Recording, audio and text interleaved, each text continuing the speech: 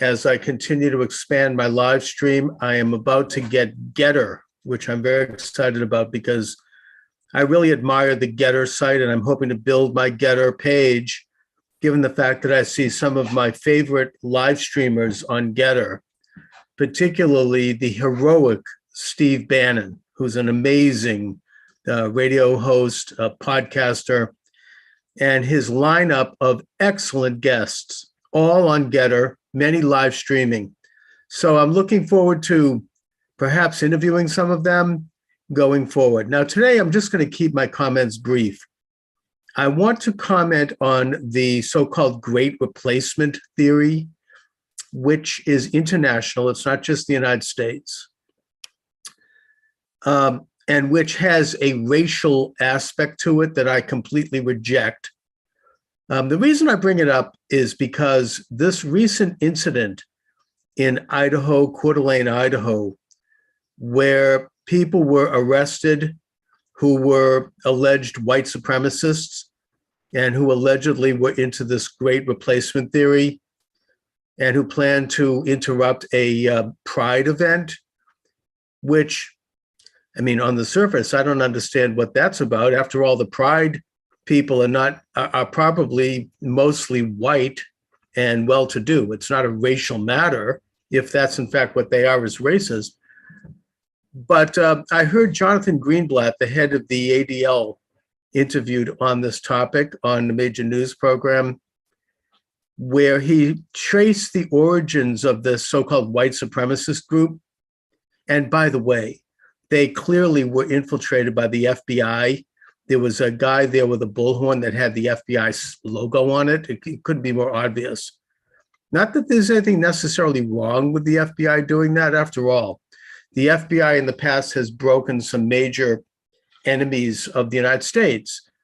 The Ku Klux Klan, the Communist Party, the mafia, people who are really trying to disrupt the social order. I get that. But the question here is whether or not they might have instigated it, whether, the degree to which they were involved. Were they just there as observers, or were they there to egg things on? I mean, there are some of these same questions about the events of January 6th and the alleged attempted kidnapping of Governor Gretchen Whitmer of Michigan. Is how deeply and what nature is the FBI involvement? Of course, we can't know that because the FBI is a secret organization. But I think it's worth questioning. Getting back to the comments by Jonathan Greenblatt, he stated that this group traced its history to the Charlottesburg racist event of 2017. Now, I happen to know that that's untrue because I remember the same group. Maybe they called themselves a different name. Maybe they had different personnel, but they go back at least to the 90s, if not back to the 80s, or earlier. And they've been around for a long time, the Aryan Nation. I mean, there's a lot been written about it. So I think that the reason Jonathan Greenblatt mentioned Charlottesville is that that's code. That's a smoke signal to try to link this group to President Trump and his supporters, because President Trump underwent an enormous propaganda lie that the establishment invested a great deal in at that time, where they claimed that he was supporting white supremacists. Completely false, completely debunked. But there was so much invested in that, and so many people who don't understand that that's a lie, that I think that they're continuing to exploit that and continuing to cash in on that long after the fact, and sort of subtly push that as truth and as accepted truth, even though everyone knows, or not everyone, but those of us in the know that that was a complete lie. So I think that that was dishonest and a sleight of hand on the part of Jonathan Greenblatt, just to understand their agenda. He's clearly anti-Trump, and he said so. And he does want to link Trump and his, millions of followers, 75 million votes, somehow to white supremacy, which is a major agenda of the establishment administrative state left. Now, getting back to the Great Replacement,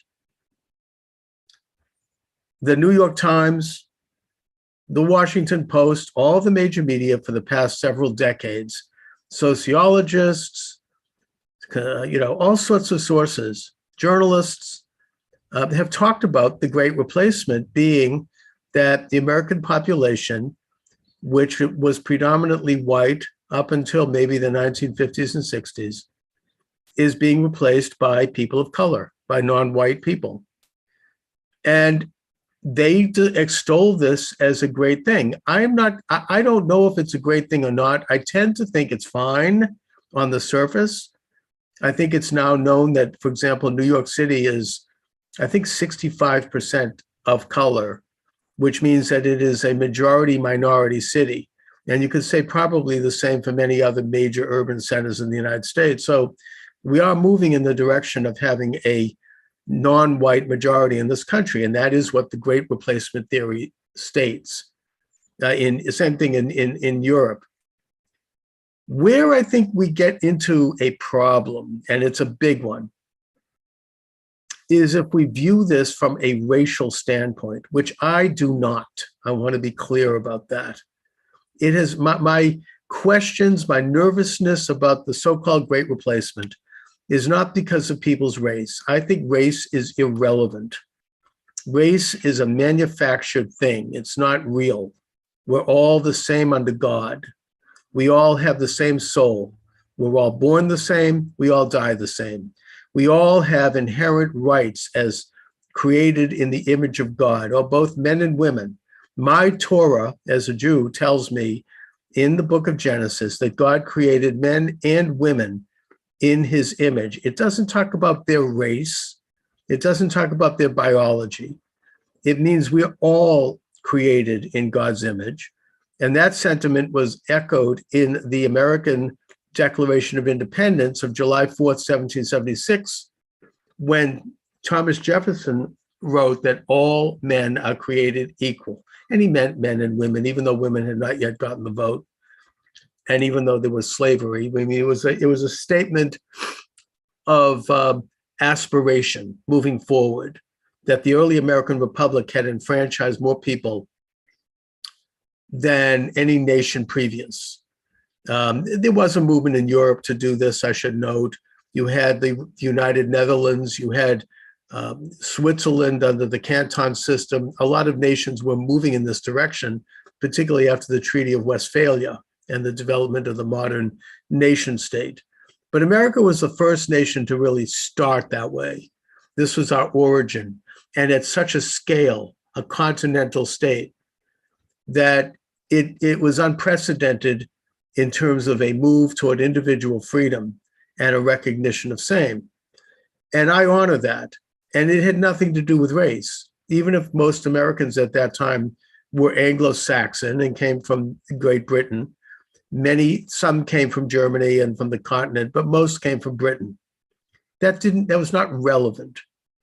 I'm talking philosophically. So when we talk about a Great Replacement, I'm not concerned about people's racial background. I couldn't care less about people's racial background, and I don't think any of us should care about that either. However, the concern that I bring to the table on this issue, and one that should be and ought to be a legitimate point of debate and discourse, is the effect culturally on the American society, the effect philosophically on the American society in terms of the degree to which, number one, we as Americans are interested in ensuring through education, through persuasion, that our new neighbors coming into the country, replacing, if you will, are going to embrace the American ethos. And number two, whether or not those entering the country come from a society, from a civilization that is interested in the American culture, the American way of life, and to assimilate and acclimate to the same, just as my grandparents did when they came over, my great-grandparents really, at the turn of the 20th century. That is the issue for me. And I think that we need to unabashedly and openly state that the emergence of the American civilization emanated out of the Torah, the Jewish tradition, Christianity, which of course carried forth that tradition into all of Europe, the Greco-Roman system of philosophy and law, which influenced those systems, and the Anglo-Saxon or the Anglo-European system, which developed before the establishment of American society, a system of limited government, a system of separation of powers. That was really codified in the 17th century with the Magna Carta, or I think it was the 16th century. And I think that we are based upon these principles, and that they did emanate from Europe. Doesn't mean Europeans are better or worse biologically. They're not. We aren't any different. We're all the same biologically or racially. We're human beings. But for various reasons, the amalgam of all of these ideas developed a civilization in Europe that was more free and that was based upon more pronounced and defined moral and ethical codes. And that those ideas transmitted to the United States, which represented the ultimate flowering of those ideals and those principles. That is what I'm concerned about preserving in the context of a great replacement. I don't care if we're replaced biologically or racially. That's not relevant. The question before us is whether or not we are going to be replaced culturally, socially, philosophically, whether or not the new immigrants are going to want to embrace that culture as my great-grandparents who were new immigrants did. And I think that the real problem exists not so much with the new immigrants, who I think would want to. That's why they're coming here. They're getting away from hellholes that did not tolerate them. They want to advance their lives. They want to engage in what we call the American dream.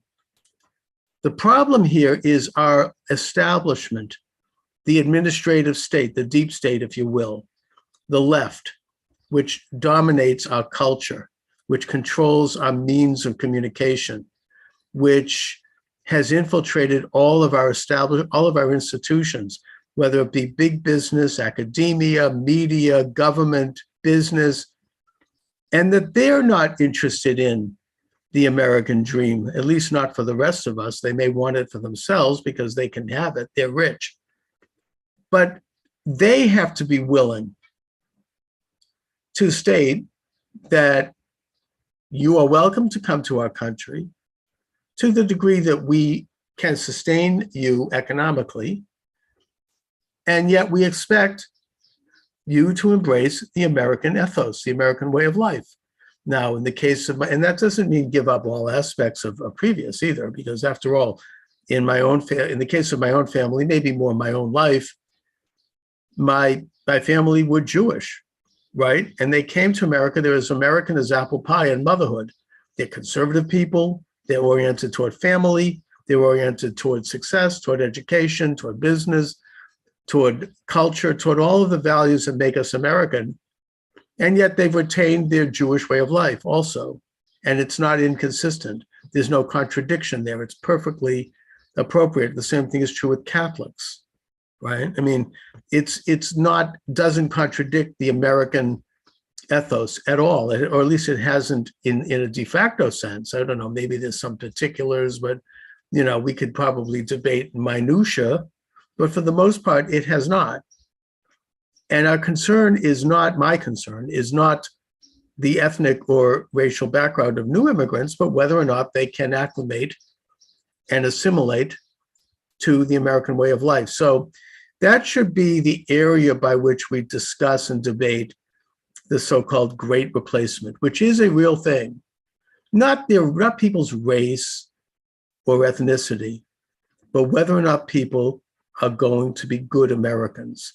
And hopefully that could open a door to a broader discussion of what it is to be American. Anyway, those are my thoughts on that. I shall return. I'm booking some interesting guests this week. Please subscribe on Rumble. Please check out my website where I'm now live, charlesmoscowitz.com.